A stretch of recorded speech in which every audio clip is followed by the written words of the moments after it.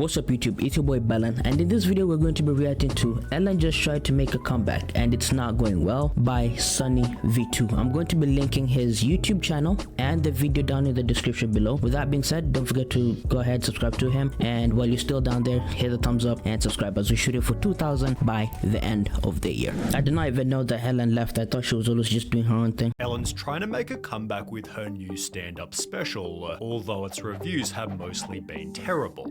She spends most of the special responding to her being kicked out of showbiz, which began when someone posted just one single tweet. Right now, we all need a little kindness, you know, like Ellen DeGeneres always talks about. She's also notoriously one of the meanest people alive. Respond to this with the most insane stories you've heard about Ellen being mean. Bro, that's crazy. I remember, I'll probably say last year when everything went crazy, right? She got into a whole controversy issue with a lot of people. Like, people came up and say, oh yeah, she might look good and all in video or in camera, but behind the scenes, even employees started coming out complaining and stuff like that. So the tweet, posted in March 2020, received bad enough replies to begin Ellen's downfall. I worked at Real Food Daily, served her and Portia a brunch. She wrote a letter to the owner and complained about my chipped nail polish, not that it was on her plate, but just that it was on my hand. I worked till closing the night before, and this was the next morn. Almost got me fired. The nail polish story was so unbelievable, the person who wrote it went on Inside Edition. This former waitress claims she was threatened with a 2-week suspension after Ellen DeGeneres complained about, of all things, her chipped fingernail polish. I remember just being like, really? But the stories shared back on Twitter were only getting worse. I once worked at Warner Brothers. One day I was in the elevator and Ellen and her entourage came in. Naturally, I held it for her and asked her what floor she was getting on. Her assistant answered 3rd floor. 30 minutes later, I got a call from my boss saying I was fired because I was harassing her. listen, some people, as soon as they see a lot of money and they have a lot of power, they completely forget where they came from. Unless she just grew up always having everything handed to her, I guess. Her friend worked on her a lot and smiled and said good afternoon to her one day, and she became unhinged. Who do you think you are? You don't look at me, yada yada. She said Portia was with her and seemed embarrassed and tried to calm her down. Has forever changed my opinion of her. The responses went on and on and on, all of which being compared to Ellen's classic catchphrase. I always end each show by saying be kind to one another. Audience member Dana DiMatteo then went public with her degrading experience on the show. They tell you, you can't be smarter, funnier than Ellen. She's the comedian and the star, not you. Don't be funnier than Ellen. That's gonna be hard considering she's not that funny to begin with. If you've been a comedian your whole life and you're afraid a random audience member will upstage you, maybe you're just not funny. You know how crazy you have to be to, like, I get it, it's your own show, you're the main character, but if you're blocking other people's talents just because you believe that what you have to say is more important than theirs, that's crazy. Dana then revealed that Ellen's completely different when the cameras turn off. How does the Ellen we see on TV compare to the Ellen you saw when the cameras stopped rolling? Totally different. This is where everything went crazy last year. She would only speak to the audience when the cameras were rolling. As soon as they turned the cameras off, she would not even acknowledge the audience. She would just sit on the couch, basically. Which was supported by Hedda Muscat, one of the show's former producers. Toxic, phony, hypocrite, liar. That's what she is. She agreed that things were different when the cameras weren't rolling. We were told from the very beginning, don't talk to Ellen, don't do this, you can't go into her office. Now that's a different type of what do you call it? Not ego. Like when you believe you're over everybody else. Pride, right? Don't talk to me. That's insane. It was very nerve-wracking, very stressful. We all walked on eggshells all the time. And after the show's DJ also said the same, BuzzFeed launched their own investigation, interviewing a further 11 former employees. They were fired after taking medical leave or bereavement days to attend family funerals. One employee who claimed she was fed up with comments about her race essentially walked off the job. Others said they were also instructed by their direct managers to not speak to DeGeneres if they saw her around the office. That is crazy. You worked so hard your life, we get it, you're now popular, one of the most known people in the world, but that's how you treat your employees? Yeesh. After the accusations went viral, Ellen issued a statement within the company. Hey everybody, it's Ellen. On day one of our show, I told everyone in our first meeting that the Ellen DeGeneres show would be a place of happiness. No one would ever raise their voice, and everyone would be treated with respect. Obviously something changed, and I'm disappointed to learn that this has not been the case. And for that, I'm sorry. Anyone who knows me knows it's the opposite of what I believed and what I hoped for our show. Yet Ellen's former producer certainly didn't buy it. So when Ellen says she's not aware of this environment, you don't think that rings true? It's a lie. Ellen then took a 2-month break. Of course. PR teams, that's how they work. Try and save your name. If you're getting cooked by your own employees, the people that wanted to work, remember, if you want to work for Ellen, or let's put it into a YouTube perspective. If you're able to work for someone like KSI, or someone like, who's the most loved person? Mark Rober.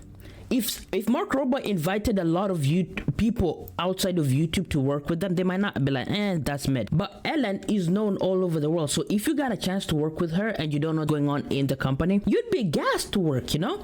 You'd be excited. And then that's what you come back to. And began a brand new season by addressing the public. As you may have heard, this summer there were allegations of a toxic work environment at our show. I learned that things happened here that never should have happened. I take that very seriously, and I want to say I am so sorry to the people who were affected. We have made the necessary changes, and today we are starting a new chapter. She'd then make the promise, and I am committed to making this the best season that we have ever had. Although the ratings said the opposite, because only 6 months later, the New York Times published Ellen DeGeneres loses 1 million viewers after apologies for toxic workplace. It explained as soon as you apologize for something on the internet, it's automatically taken as your accepting that you did it. You might have done it, you might have not, but as soon as you accept and say, you know what, I'm sorry guys, it should not have happened, you basically just told the internet, yeah, we did it and we're sorry.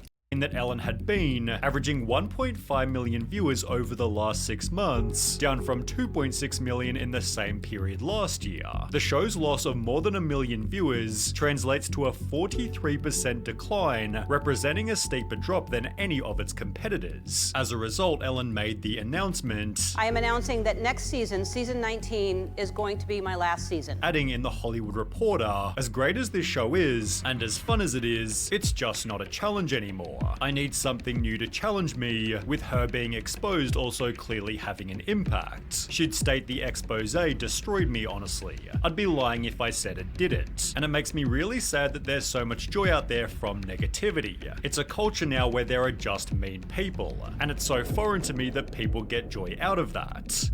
As I said, people, when they get money or when they do something and a lot of people start acknowledging them and they get this kind of specific respect, they start forgetting that they're still human beings, and it's weird. I don't know. These mean people responded stating, even without the controversy, the show hasn't been fun and genuine for years. It may have never been, but at least it seemed like it. But Ellen is tired of it all, and she's lousy at hiding it now. No more dancing by her, no monologue half the time, bad jokes that are dragged out way too long, tons of old show clips, tons of self-promotion, and a guest host every Friday. These elements led to an average final season, which Ellen concluded by crying with her audience. She then mentioned the possibility of returning to acting, but instead made a documentary titled Saving the Gorillas: Ellen's Next Adventure. It released in 2023, but with only a 3.3.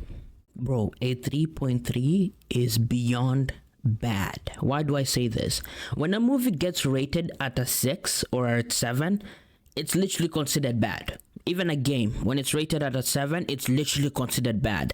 So a 3.3 is nuts. 100 reviews on IMDb, and this likely being the first time you've heard of it, it's safe to say it performed pretty poorly. Ellen rather went back to living a quiet life until April 2024, when she'd make a new announcement. You may have heard that I'm doing stand-up again. If you want to come see me, I'll be sharing some news tomorrow at noon. As suggested, she'd announce a stand-up tour to be recorded and posted by Netflix, also adding, yes, I'm going to talk about it, referring to her being cancelled. Titled For Your Approval, the special begins with Ellen walking up a flight of stairs, each referencing a headline that ruined her reputation. She acknowledges the tweet that started her downfall, as well as the employees who spoke out against her, then begins the actual show with a joke about her fall from grace. You know, I used to say that I didn't care what other people thought of me, and I realize now, looking back, I said that at the height of my popularity. I'm here because I love doing stand-up, I miss doing stand-up, and I like making people happy, and I do care what people think. Now, this is a pretty respectable angle, as it feels extremely honest. Yet it also seems like a sneaky request for pity, which as a high-profile celebrity you'll simply never get. She then talks about what she's been up to. All right, well, let me catch up on what's been going on with me since you saw me last.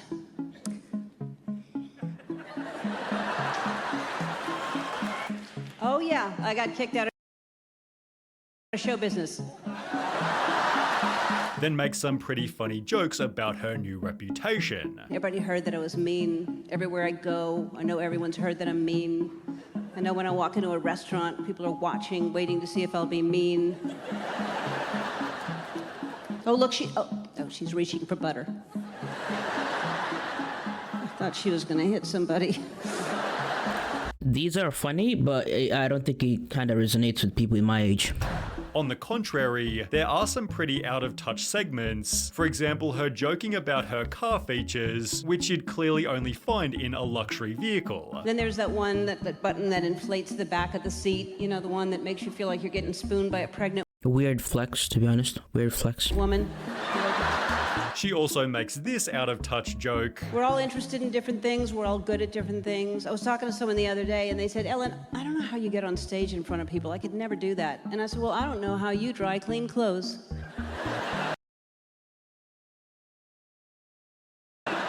But as an overall, the special isn't terrible. Its audience rating of 5.4 stars feels fairly accurate, although as you might expect, simply because it's Ellen, the articles written about it have been pretty brutal. Ellen DeGeneres' unfunny Netflix special leaves Such titles just tells you that it's people trying to like get views. That's it. I pretty much just people trying to get clicks, you know, click on this to read, and then you read, you don't realize the title is bad, but when you read the article, it's just talking about, oh, it might be funny for some people, but not some. so much unsaid. Ellen DeGeneres lets herself off the hook in self-indulgent Netflix special. Ellen DeGeneres is unapologetic, unrelatable, and totally insufferable in her new Netflix special. They'd write, the problem with For Your Approval, aside from the fact that it's almost never funny, is that it feels so disingenuous, so calculated to rehabilitate an image and preserve that triumph for prosperity. Another article stated it's one of the weirdest stand-up shows in recent memory. Half observational punchlines, half closing argument in a trial, featuring DeGeneres as her own defense attorney. Neither half works on its own. Taken as a whole, it's an exhausting mess. They'd also add self-awareness is different from taking responsibility. DeGeneres offers no apologies or even explanations for her behavior, yet in other more favorable reviews, unapologetic was used as a positive.